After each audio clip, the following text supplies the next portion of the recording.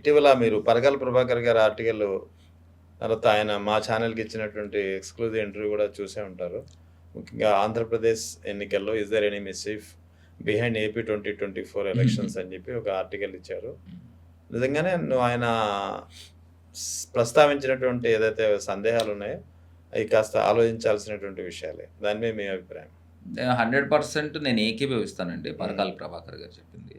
ఎందుచేతనంటే ఇందులో ఈ పాటికి కొంత ఇంకా పూర్తి దర్యాప్తులు జరగాల. ఇప్పుడు ఆయన చెప్పిన అంశం ఏంటంటే మేజర్ మనం ఎప్పుడైతే ఈవీఎం దగ్గరికెళ్ళి బటన్ నొక్కిన తర్వాత అది ఓట్ వీవీప్యాట్ స్లిప్ 7 సెకండ్స్ కనబడాలి. అవును. మీకు అది నొక్కిన వెంటనే సౌండ్ వచ్చిన తర్వాత 7 సెకండ్స్ కనబడాలి. కనిపించాలి. కానీ that is the program written. అవును. ఇప్పుడు సాఫ్ట్‌వేర్ ఆ రకంగా ప్రోగ్రామ్ రాశారు. హ్మ్. రాసిన తర్వాత 3 సెకండ్స్‌లో ఎలా అవుతుంది? That is the question here. ఇప్పుడు మనం ఈవీఎం బటన్ నొక్కిన వెంటనే వీవీప్యాట్ 3 సెకండ్‌లో పడిపోయేది. అవును. అంటే ఇంకా 4 సెకండ్లు బాకీ ఉంది. అవును. అంటే ఇది ఓవరాల్‌గా ఒక ఈవీఎంలో 1000 ఓట్లు లేకపోతే 1100 ఓట్లు మీకు ఉన్నాయంటే హ్మ్.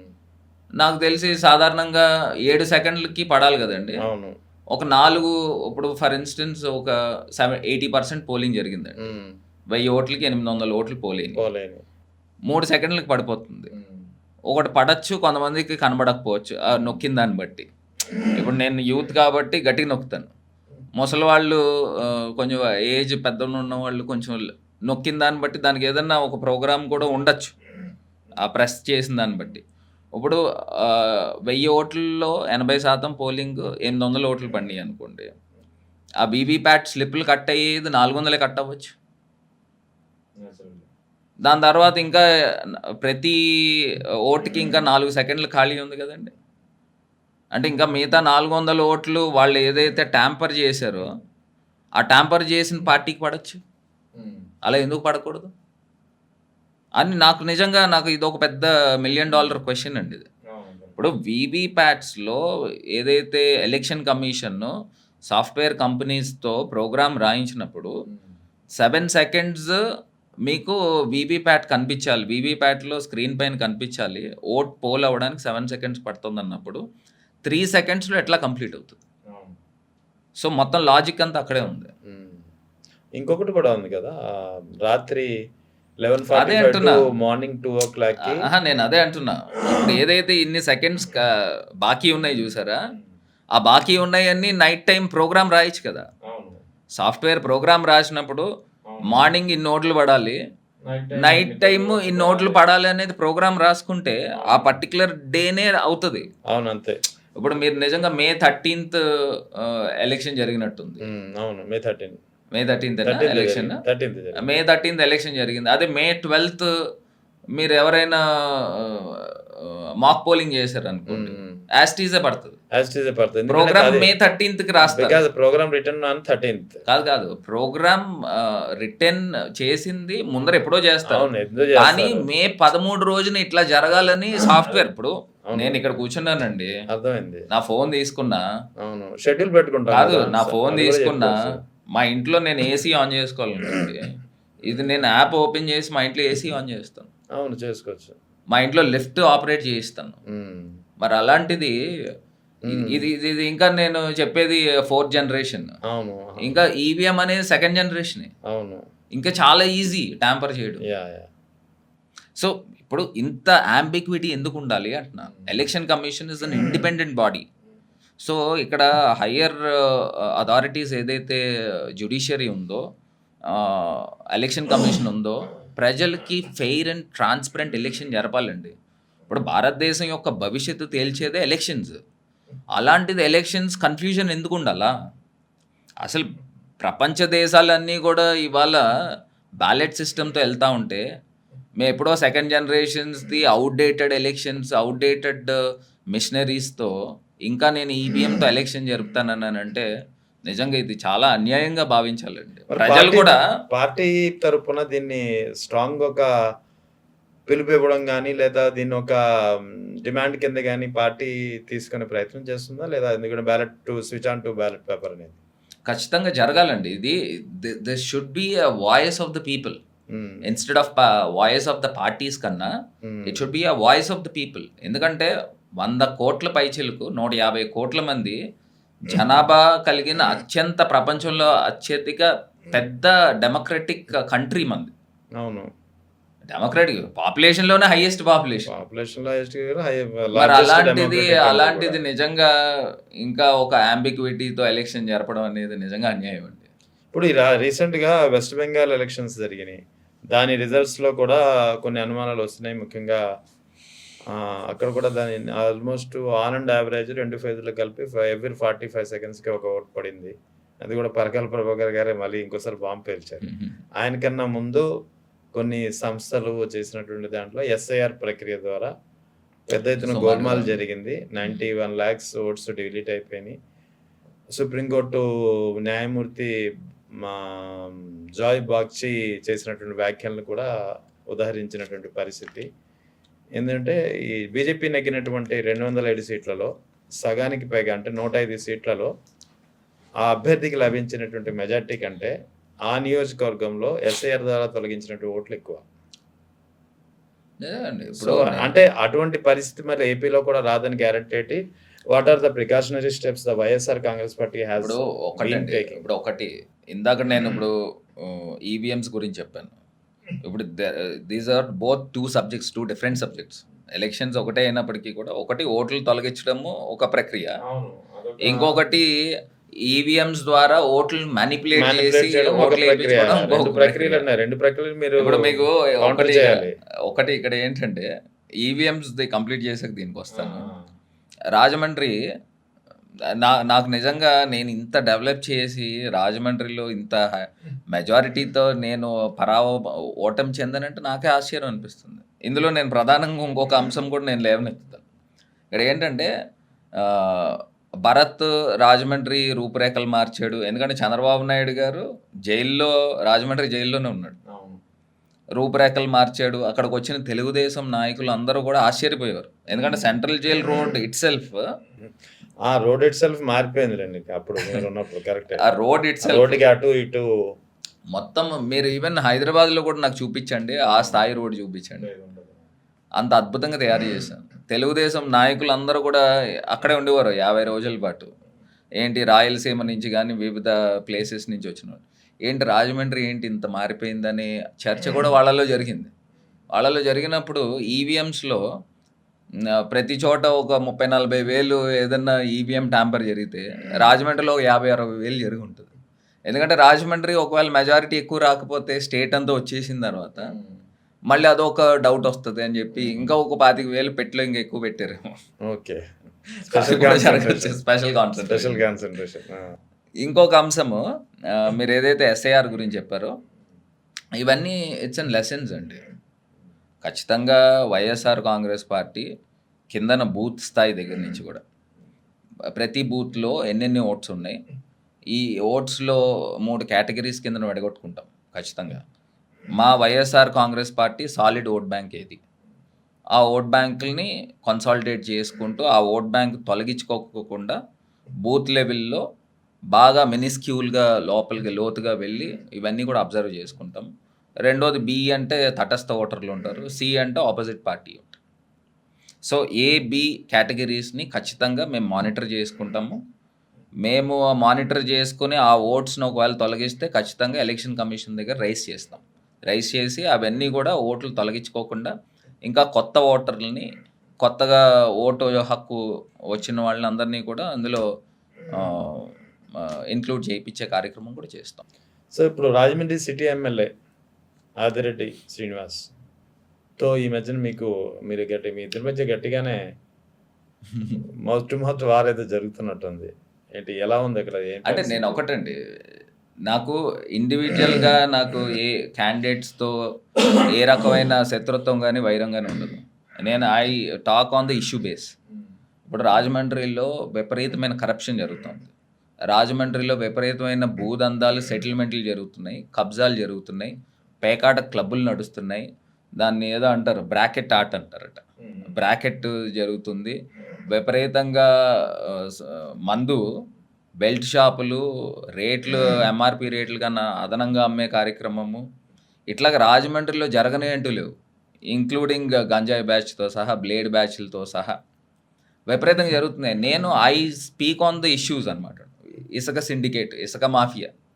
రోజుకి నాకు తెలిసి ఈవీఎం ఎమ్మెల్యేకి నేను ఎమ్మెల్యేని ఈవీఎం ఎమ్మెల్యే అంటాను. అదే ఇది కూడా విన్నాను నేను 2-3 సార్లు మీ నోటి నుంచి. ఎందుకంటే నాకు ఆశ్చర్యం అనమాట. ఇప్పటికీ నాకు ఆశ్చర్యం. So you want call him as Adireddy Srinivas or Rajahmundry MLA? ఇప్పుడు ఒకటండి, నేను ఒకటే అంశం చెప్తున్నా. ఇవాళ రాజమండ్రికి ఇంత అభివృద్ధి చేశాం. ఇప్పుడు చాలామంది అనొచ్చు, నువ్వు కూడా ఎంపీ కిందన నువ్వు ఈవీఎంస్తోనే గెలిచావు కదా, లేకపోతే ఇంకోటి. ఇప్పుడు చంద్రబాబు నాయుడు గారు, నేను ఒక వీడియో చూపిస్తాను మీకు. చంద్రబాబు నాయుడు గారు ఆయన నోట్తో ఆయన చెప్పిన మాట ఒక వీడియో చూపిస్తాను. నా ఫేస్బుక్లో ఎప్పుడు టాప్ లిస్ట్లో ఉంటుంది. ఈవీఎంలు ప్రపంచంలో ఎవరు వాడరు. ఎందుకు వాడరు అంటే ఆటోమేటిక్ గా మ్యానిపులేట్ చేయడానికి అవకాశాలు ఉన్నాయి ఈవీఎంలు. ఓకే, ఇట్ ఇస్ చిప్పును గాని ఎవడైతే డిజైన్ చేశాడో, ఎవడైతే దాన్ని మ్యానుఫ్యాక్చర్ చేశాడో వాడు అనుకుంటే దాన్ని కమాండ్ చేసే అవకాశం ఉంది. రెండోది ఇన్స్క్రిప్షన్ చేసామన్నా కూడా దాని ఇన్క్రిప్షన్ మళ్ళా డీకోడింగ్ చేసే అవకాశం కూడా ఉంది. కాబట్టి ప్రజాస్వామ్యం కొంతమంది చేతల్లో ఎందుకు పెట్టాలి? ఈ మధ్య కాలంలో కొంతమంది పదాలు తిరుగుతున్నారు, మేము డబ్బులు ఇస్తే మేము అంత గెలిపిస్తాం, సీట్లని గెలిపిస్తాం అనే పరిస్థితికి వచ్చారు. ఎక్కడే పోతే ప్రజాస్వామ్యం అడుగుతున్నాం. ఇది అందరూ ఆలోచించాల్సిన అవసరం. దేశంలో ఉండే ప్రతి ఒక్క రాజకీయ పార్టీ, ప్రతి ఒక్క పౌరుడు.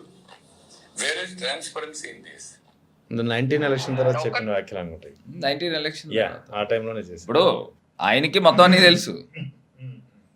అంటే ఆయనే చెప్తున్నాడు. సో దీనిపైన ఇంకా లోతుగా అధ్యయనం చేసి ఆ ఈవీఎంలు ఏదో అన్నాడు కదా, బయట బజార్లో డబ్బులు ఇస్తే గెలిపిస్తామని, ఆ విద్యలన్నీ వాడినట్టున్నారు. ఎందుకంటే చంద్రబాబు నాయుడు గారికి ఆ వైస్రాయ్ హోటల్ ఉదంతం దగ్గర నుంచి అన్నీ తెలుసు. ఎవరిని ఏ రకంగా పడగొట్టాలి, ఏ రకంగా చేయొచ్చు, ఈ విద్యలన్నీ బాగా తెలుసు. దా ప్రకారంగా ఇది వాడి ఆ రకంగా గెలిచి ఉంటారు. ఎందుకంటే ఇక్కడే క్లియర్గా అర్థమవుతుంది కదండి. ఇప్పుడు జగన్మోహన్ రెడ్డి గారు ఇన్ని పథకాలు ఇచ్చి ఇన్ని రకాలు, ఒకవేళ నిజంగా గెలిపోవటములు సహజమే. ఇన్ని వేలు మెజారిటీలు ఎలా వస్తాయండి? 50,000, 60,000, 70,000. ఆయన ఎన్టీ రామారావు గారు వేవ్లోనే అంతంత మెజారిటీలు రాలే. ఎక్కడి నుంచి వస్తాయి? ఇవన్నీ ఏంటంటే 100కి 100% అండి. ఈ మెజారిటీలు ఇప్పుడు ఆ రోజుల్లో నాకు తెలిసి జగన్మోహన్ రెడ్డి గారు ఉప ఎన్నికలు జరిగినాయి. ఉప ఎన్నికలు జరిగినప్పుడు అసలు కాంగ్రెస్ పార్టీయే కాదు, తెలుగుదేశం పార్టీయే కాదు, అక్కడ ఉన్న హార్డ్ కోర్ కార్యకర్తలకు కూడా అయ్యో జగన్ గారికి అన్యాయం జరిగింది, తండ్రి చనిపోయిన తర్వాత కాంగ్రెస్ పార్టీ కక్ష పెట్టింది, కనీసం జగన్మోహన్ రెడ్డి గెలవాలరా అని శ్రీకాకుళం దగ్గర నుంచి అటు తెలంగాణ దాకా ప్రతి తెలుగుదేశం పార్టీ కార్యకర్త కూడా కోరుకున్నాడు. అంత వేవ్ ఉంది ఆ రోజు, అంత సింపతి, సానుభూతి, అంత ఈ రకంగా. ఎందుకంటే తల్లి విజయమ్మని ఈ రకంగా పోలీసులతో ఇలా పక్కకు జరిపించడము, ఇవన్నీ కూడా ప్రజలు తట్టుకోలేకపోయారు. రాజశేఖర్ రెడ్డి గారి యొక్క ఇది చాలా పనిచేసింది. అంత సింపతి, అంత వేవ్లోనే 5,60,000 మెజారిటీ వచ్చింది జగన్మోహన్ రెడ్డి గారు కడపలో. 5,70,000 అనుకున్నా, 60,000-70,000. ఇప్పుడు మీరు నార్త్లో కొన్ని నియోజకవర్గాలు చూస్తే మీరు ఆశ్చర్యపోతారు. మెజారిటీలు 7 లక్షలు, 8 లక్షలు. ఏంటి ఎంపీకి నేను చెప్తున్నా, అసలు సాధ్యమయ్యేనా? అసలు ఏంటి మెజారిటీలు ఏంటి? అసలు ఎక్కడ అవుతుందండి? మరి పరిస్థితి ఇలాగే కొనసాగితే 2029 కూడా కష్టమయ్యేలా ఉంది కదా మరి. అంటే ఒకటి, ఇప్పుడు నిజంగా దేశవ్యాప్తంగా ఒక రకమైన ఉద్యమం రావాలండి. ఎందుకంటే ప్రజాస్వామ్యంలో ఒక యాంబిక్విటీ అనేది, ఒక కన్ఫ్యూజన్తో ఎలక్షన్ జరుగుతుంది ఏమో, ఈవీఎంలు ట్యాంపర్ జరుగుతున్నాయేమో అని చిన్న పిల్లవాడి దగ్గర నుంచి అందరికీ కూడా ఒక రకమైన డౌట్ అనేది ఉంది. ఉన్నప్పుడు ఈ డౌట్తో ఎలక్షన్ ఎందుకు చేయాలా? మన దేశ భవిష్యత్తుని నిర్ణయించుకునేది ఎలక్షన్స్ ప్రతి 5 సంవత్సరాలు జరుగుతుంది. మరి జరుగుతున్నప్పుడు డౌట్తో ఎందుకు చేయాలా? సో ఎలక్షన్ కమిషన్ కూడా వీళ్ళు కూడా దీన్ని మార్చాలండి. ఈవెన్ టాప్ మోస్ట్లో ఉన్న జ్యుడిషియరీ కూడా ముందరకు వచ్చి, ప్రెసిడెంట్ ఆఫ్ ఇండియా కూడా ముందరకు వచ్చి దీన్ని ఒక free and fair, transparent election జరిపించాలి. సో ప్రజల దగ్గర నుంచి ఆ ఉద్యమం రావాలని 100% కోరుకుంటున్నాము. ఖచ్చితంగా మేమందరం కూడా పార్టీ తరపున కూడా ఈ అంశాన్ని ఇంకా నిశ్చితంగా లోతుగా వెళ్ళి ఇంకా ప్రజల్లో ఒక చైతన్యం తెచ్చే కార్యక్రమం కూడా చేస్తాం. So back to me time అని అనుకుంటా ఒకసారి. మీరు ఎంపీ అయిన తర్వాత first 2 years Covid. So Covid టైంలో వైఎస్ జగన్ తన మార్క్గా చూపించినటువంటి కార్యక్రమాలు ఏంటంటే మీరేం రీకాల్ చేసుకుంటారు? ఒకటండి, జగన్మోహన్ రెడ్డి గారు సీఎం కింద ఉన్నారు కాబట్టి కొన్ని లక్షల మంది ప్రజల్ని బతికించుకోగలిగాం. ఎందుకు అడిగానంటే ఆ టైంలో I was there in Delhi Zee news national మీడియాలో ఉన్నానప్పుడు.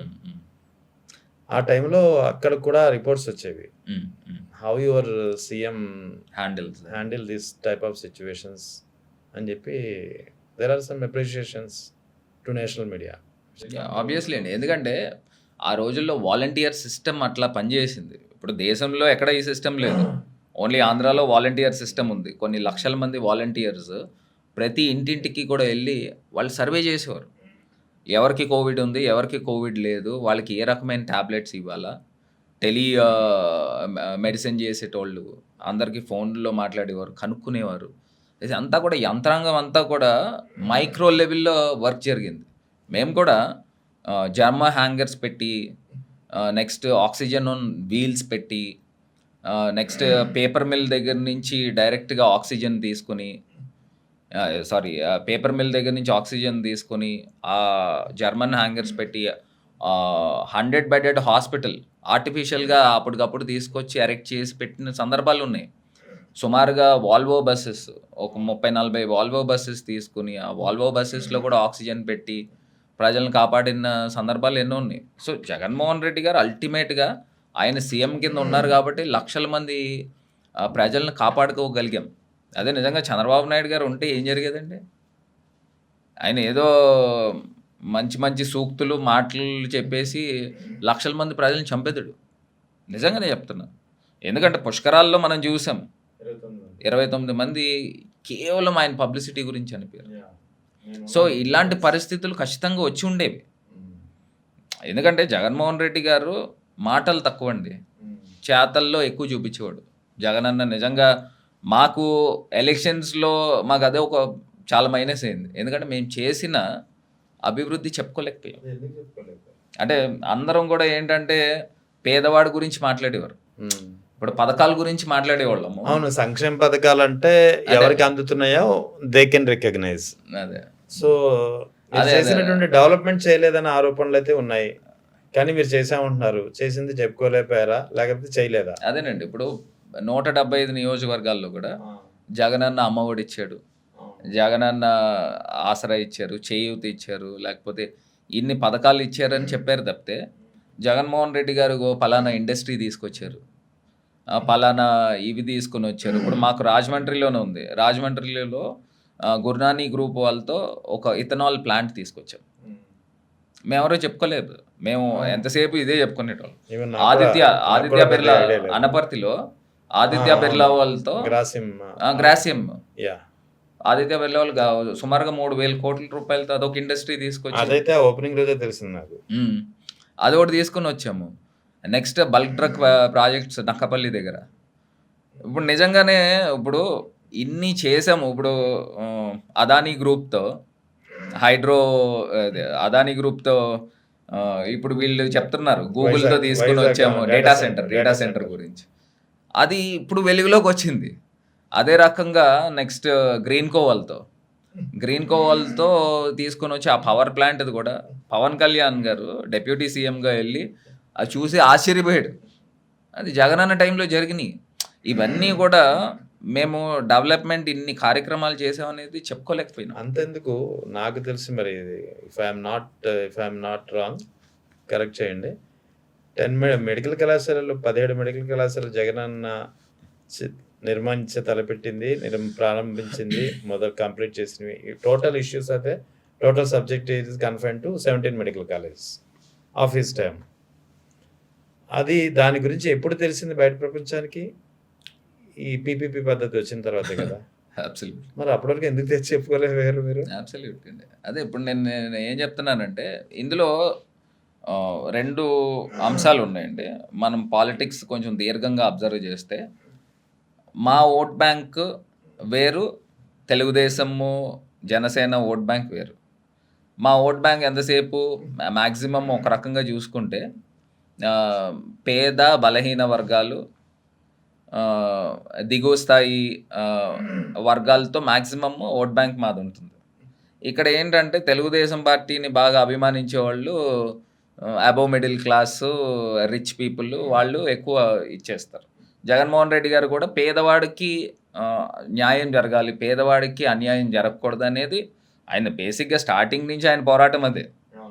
ఇప్పుడు చంద్రబాబు నాయుడు గారిది ఆయన ఐడియాలజీ ఎంతసేపు క్యాపిటలిస్టిక్ ఐడియాలజీ. జగన్మోహన్ రెడ్డి గారిది మొత్తం అంతా కూడా సోషలిస్టిక్, మొత్తం అందరికీ సమాజ స్థాపన జరగాలి అనేది జగన్మోహన్ రెడ్డి గారి ఆలోచన.